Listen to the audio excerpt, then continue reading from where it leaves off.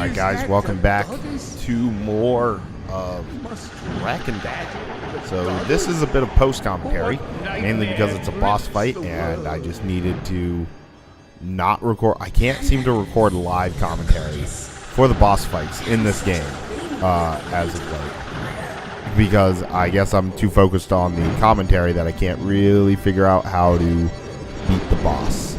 But I think we're using only a level 2 Drag in order to beat the final boss for the third ending of the game, which is ridiculous. So she likes to do 3 attacks, and that's literally it. I don't believe that there was a like a second phase where she would switch up the attacks at all. So she'll send swords. She'll launch the swords out, and that's a good time to use the magic attack, because that can hit multiple swords, and then that can end up doing also some damage to her. But you're mainly going to want to just use your main fireballs, because those will do more damage. And it does not help that since you are level 2, your dragon is actually weaker than it was at the ending, at the very first ending. And then our other 2 attacks are the lines of light, the ones that go horizontal and the ones that go vertical. It's easy to dodge the vertical ones, because those you can just press L1 or L1 or R1 and you'll move to the side. Whereas the vertical or the horizontal ones are a little bit more difficult. And I used the magic attack there because it cleared out most of the swords. But no, this was a probably took me about 40 minutes to try and complete. I think we had an entire video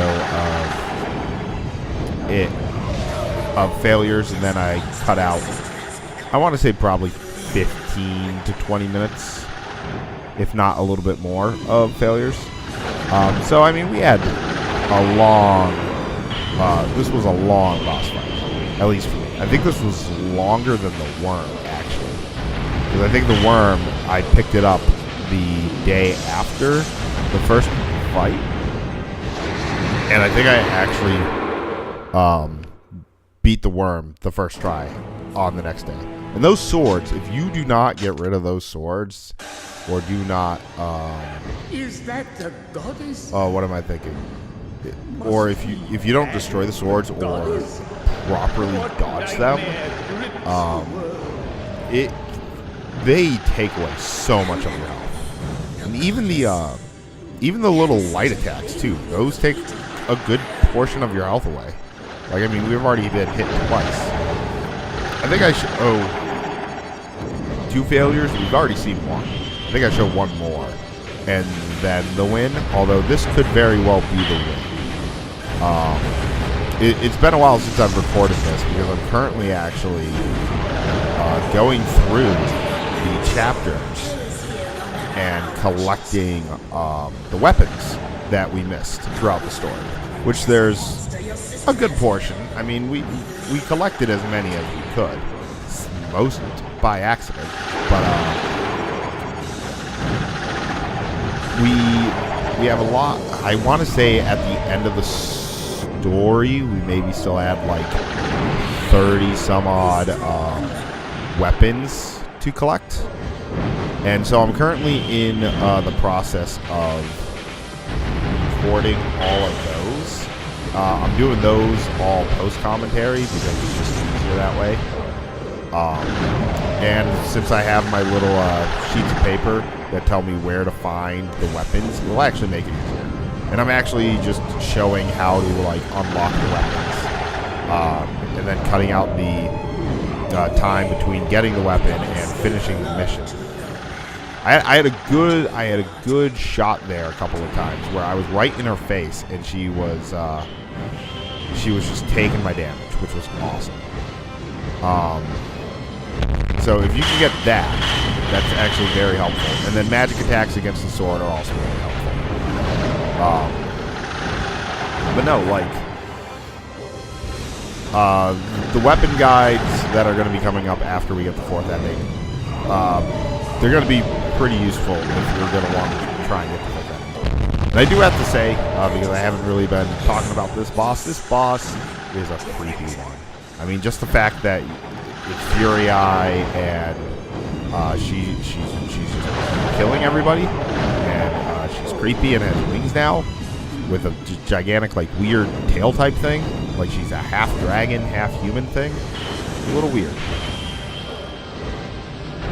And then I think we kill her while trying to kill some swords, which is, I don't know, unless she's immune while there are swords on her, which is theoretically possible.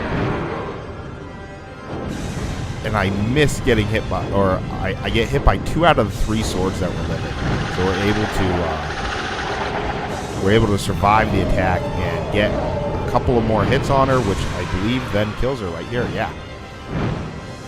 And so this is going to be our 3rd ending, which is technically the 2nd ending of the game. I got the 3rd and the 2nd ending in the opposite order. But I mean, that fight there took us 3 minutes. So I mean, we had plenty of fights within the time that I cut out. So it was a really quick learning experience, and I'm glad that there wasn't a 2nd phase or 3rd phase like there was with Mana. Kayam stands alone, holding the remains of Fury Eye in his arms. One after another, her sisters rise into the sky, their hideous screams heralding the end of mankind.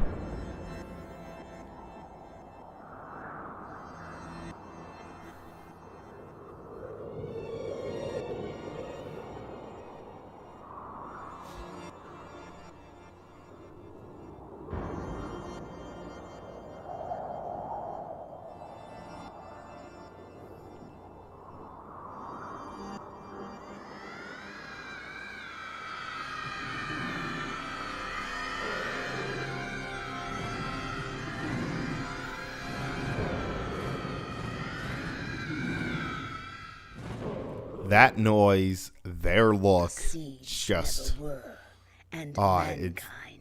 this has been the creepiest ending of the 4 that I've received. Flowers of the Broken Spirits. So that's saying that it's ending B, which is the 2nd ending that you can get in the game, even though we got it 3rd. And we also get a little bit of a song here. I don't remember if it's the exact same as the other ones, but I'm gonna have to re-look at my old ending videos and see if it is. But no, this was easily the creepiest of the endings, and I'm actually glad that I got it so close to the 2nd ending that I got, which means that we got to show off another ending super quickly, and then it doesn't take long for us to get to the 4th ending either. Just a couple of little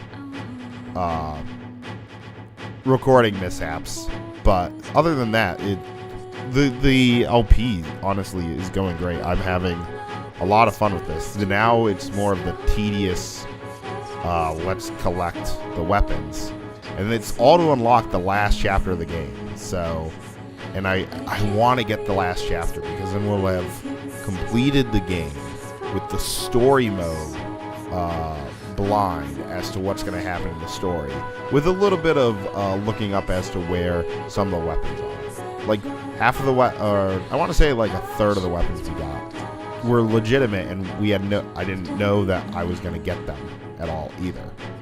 So, I mean, with looking up to get some of the weapons in order to unlock the last ending, I think that's fine.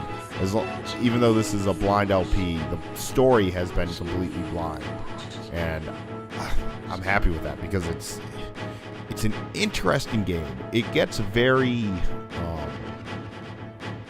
repetitive over and over again because it's literally just mission after mission after mission after mission, hacking, slashing, flying, burning stuff. It's not bad, but it does suffer from a little bit of repetitiveness. But then the extra characters and all their side missions and learning their stories, that's that ends up making it a bit interesting as well. So I mean, I'm glad that I do have to say that the game is great. That even though it is a little bit repetitive, the other characters, Ariok, Leonard, and Sire, they make the story a little bit more interesting once you end up getting them too. So, and you have to get them before unlocking Chapter 9, I believe. So, I don't incredibly remember as to when you end up unlocking them, but you do unlock them early, or not early, but before you get the 4th ending, you have to unlock them. So,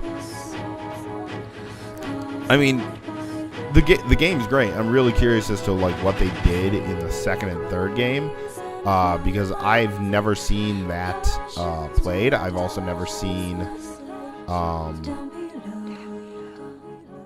I also have never owned them.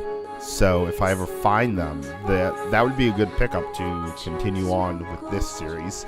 Same with the Nair games, which Nair Automata recently came out. I don't know when Nair came out, but from what I've heard from Drakengard is that is a spin-off in the future or something. So that will be interesting to see how that correlates to Drakengard. So here's the end of the credits, Square Enix, which we only have 2 more endings remaining. A woman turned into a stake will hold the world in a basin of fire. 2 endings remain, and we will see you guys back here for more Drakengard. Take care.